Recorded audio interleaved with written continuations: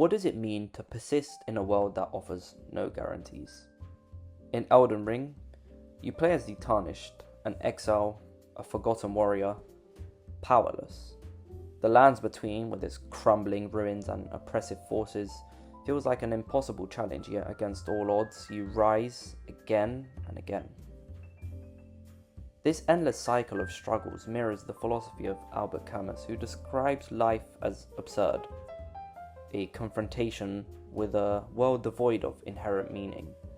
In the myth of Sisyphus, he writes that struggle itself towards the heights is enough to fill a man's heart. The Tarnished embodies this absurd hero. Every death, every setback, every failure is met with resurrection, not because the game promises you success, but because the act of striving itself becomes meaningful. Elden Ring doesn't help you with tutorials or clear paths. Like life, it thrusts you into uncertainty. The rules are cruel, the stakes are high, and the victories are rare. But that's what makes the journey so rewarding. Each boss fight becomes a microcosm of life's struggles, exhausting and daunting, and at times impossible. Like one of the NPCs, Iron Fist Alexander, the warrior jar, encapsulates the spirit of defiance when he declares, "But the fear simply assures me the ordeal is worth undertaking." Fear isn't a sign to stop. It's a signal that what lies ahead matters. Alexander's courage, like the Tarnished's perseverance, reminds us that the act of pressing forward is an act of hope. The player's journey, much like Alexander's, is about finding meaning in the challenge. Regret is a universal human experience. It's a weight that we all carry. In Elden Ring, regret permeates the very fabric of the world, from the desolation of Lendel to the fractured ruins of Farum Azula. The lands between is a place defined by its broken past. Yet, even in this ruin, life endures. Looking back at the DLC, Midros in his opening scene, Enough. this I have endured more than enough. I ask you forgive me, dearest Nanaya. wanton plea, is more than a cry for forgiveness. It's a reflection of the pain that lingers when actions can't be undone. Yet, Elden Ring shows us that regret, though heavy, is not the end. It's a call to move forward and to forge something new from the fragments of our failures.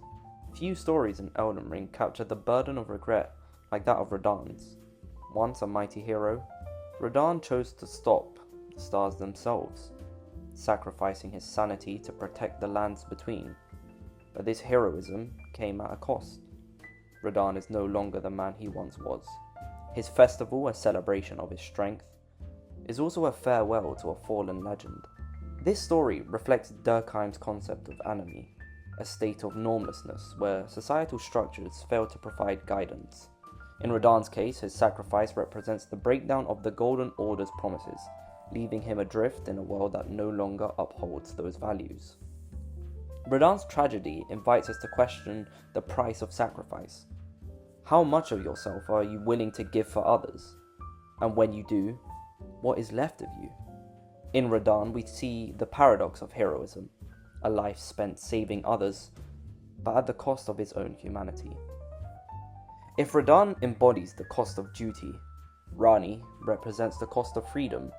Rejecting the greater will, Ranni seeks to forge her own path, a celestial age free from the control of the Golden Order. Yet her rebellion is not without regret. In her pursuit of autonomy, Ranni leaves behind those who care for her, like Blade and Saluvis, whose loyalty ultimately leads to their ruin. Similarly, Simone de Beauvoir writes in The Ethics of Ambiguity that freedom is both a gift and a burden. To be truly free, you have to accept responsibility for the consequences of your choices. Ranni's journey is an illustration of this tension. Her defiance is inspiring, but it reminds us that freedom is rarely achieved without loss. The Tarnished's journey is not just one of survival, it's one of redemption. Every death, every failure is an opportunity to rise again and try again. Unlike Radahn or Ranni, the Tarnished is not bound by a fixed past or a celestial ambition. Instead, they, or you in this case, forge meaning through action, piecing together a future from the wreckage of their defeats. Like T.S. Eliot's The Wasteland, he captures this sentiment. These fragments I have shored against my ruins. Redemption in Elden Ring, and in life, is not about undoing the past. It's about using the broken pieces to build something meaningful. The Tarnished teaches us that the path forward is not one of erasure, but of transformation. Miriel, Turtle Pope, or the dog, offers a final perspective on redemption. This wisdom challenges the rigid dichotomies of the Golden Order. Miriel's philosophy is one of reconciliation, suggesting that even though the most divided paths can find common ground. In sociology, this echoes the idea of collective redemption, where healing is not an individual act, but a communal effort to rebuild what was lost. In Elden Ring, as in life, regret is inevitable, but redemption is not about erasing what you've done, it's about what you do next. Characters like Radahn, Ranni, and Miriel, the game invites us to confront our regrets, to seek forgiveness, and to build something meaningful from the fragments of your failures. Revolution in Elden Ring is not just an act of rebellion, it's a choice that carries consequences. As the Tarnished, you rise to challenge the deities themselves, rejecting control of the greater will. This defiance mirrors the philosophy of Nietzsche and his concept of the Übermensch, an individual who transcends imposed values to create their own destiny. Ah, I knew you'd come to stand before the Elden Ring, to become Elden Lord. I know in my bones a Tarnished cannot become a lord. Not even you. Gideon embodies the gatekeepers of the old order, those who doubt the possibility of change. Yet, you, the Tarnished, prove him wrong, not by following the path laid before you, but by forging your own, whether by igniting the flame of frenzy, embracing Ranni's cosmic vision, restoring the Golden Order. The Tarnished asserts their agency in a world that seeks to suppress it. Each ending in Elden Ring represents a different revolutionary ideal. The flame of frenzy is a rejection of all order, plunging the world into chaos to free it from the control of the greater will. Ranni's Age of Stars offers a cold detachment, an escape from divine control into a realm of cosmic autonomy. Restoring the Golden Order, by contrast, reflects a willingness to rebuild within the framework of an existing system, albeit one shaped by your or the Tarnished's influence. These choices align with Hegelian dialectics, which posit that progress arises from the clash of opposing forces. The status quo, the greater will's divine order, is the thesis. Tarnished defiance becomes the antithesis, and the endings represent the synthesis, a new reality born from the conflict. But revolution is never simple. Each path carries sacrifices. The flame of frenzy destroys everything. It includes those who wanted freedom. The Age of Stars ushers in an era of isolation where humanity is severed from divine connection. Even the Golden Order, though perhaps seeming to be the best, remains a reconstruction of something that's already fundamentally flawed. So you have to ask, what does true revolution demand, and at what cost? At the heart of Elden Ring lies the greater will, a force that imposes order through divine authority.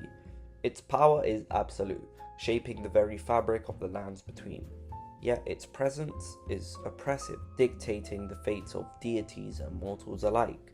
The Tarnished's journey is not just one of rebellion, but also of liberation, an assertion of agency against a system designed to control. This echoes the writings of Frantz Fanon, particularly in The Wretched of the Earth. Fanon argues that liberation from oppressive systems requires not only rebellion, but the redefinition of identity. The Tarnished's rise is not just about overthrowing the greater will, it's about reclaiming autonomy and forging a new identity as the Elden Lord, or as something entirely different. Among the revolutionary choices in Elden Ring, two of them stand out: Ranni's Age of Stars and the Frenzied Flame. Ranni's rebellion is calculated, rejecting the greater will's control in favor of a distant celestial autonomy. Her path aligns with Beauvoir's philosophy, where she argues that true freedom requires responsibility. Ranni seeks to liberate herself and others, but her detachment leaves humanity isolated from divine influence. The Flame of Frenzy, by contrast, represents nihilism. It's the rejection of all systems, all order.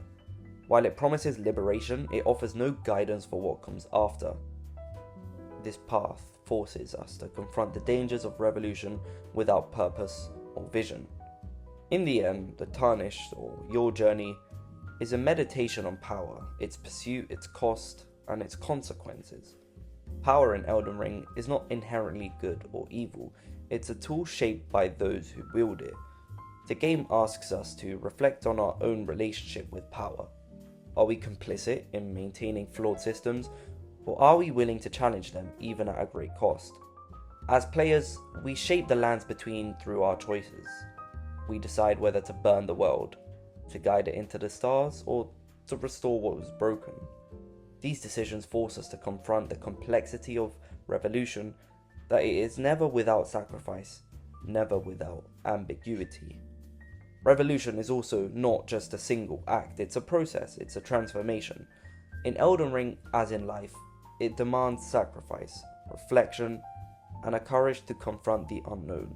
Your Journey reminds us that power is not a birthright. It's earned, shaped, and wielded by those who dare to rise. As the flames die down and the stars begin to move, we are left with a question: what kind of world do we want to create? And what are we willing to sacrifice to make it? In a world defined by conflict, division, and ruin, Miriel, the turtle pope you can find in the Church of Vows, stands apart. His wisdom is quiet yet profound, a call to unity amidst chaos. Heresy is not native to the world. It is but a contrivance. All things can be conjoined.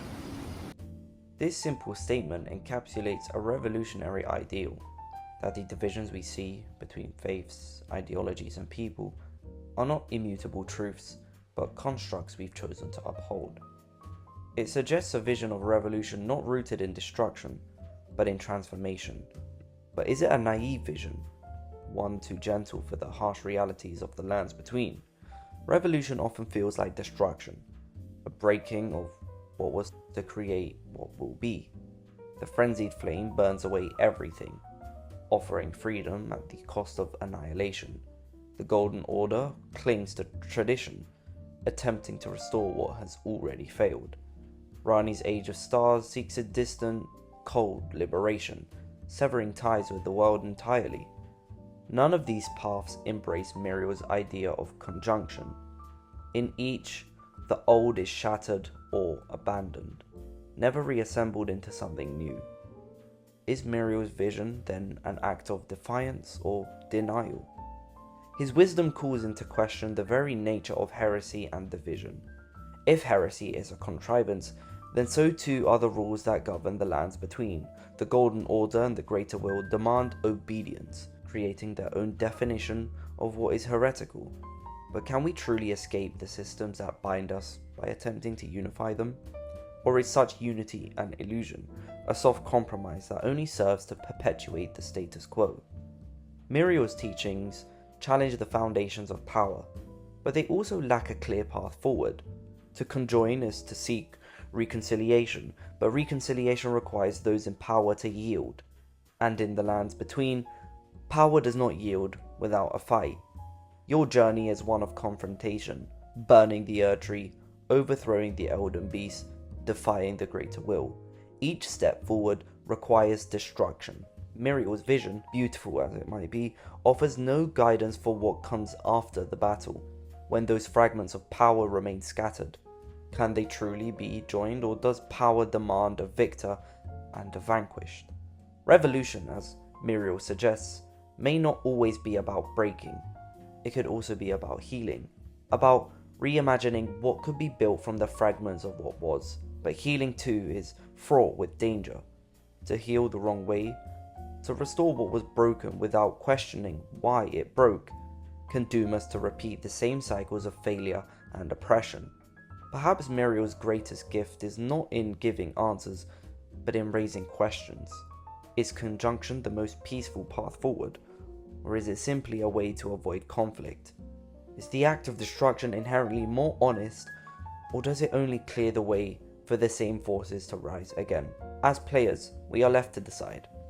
In the lands between, like in life, revolution demands choices, each with its own consequences. Do we embrace the chaos of the frenzied flame? Do we follow Ranni into the cosmos? Perhaps Miriel is right. Perhaps all things can be conjoined. But the question remains, at what cost, and for whose benefits? Even in their gentleness, his teachings do not absolve us of our choices. They don't tell us which path to take or which sacrifices to make. Instead, they remind us that revolution in all its forms is a reflection of what we value most and what we are willing to risk to bring those values to life. Every journey comes to an end, and in Elden Ring, the battles fought, the choices made, and the paths taken leave a lasting imprint, not just on you, but in the lands between as well. This isn't just a game about what happens in the world, it's a game about how you shape it. So as the dust settles, you should ask yourself, what choices did you make? What did they reveal about you? And what did you take away from your own journey in Elden Ring? Thank you for listening.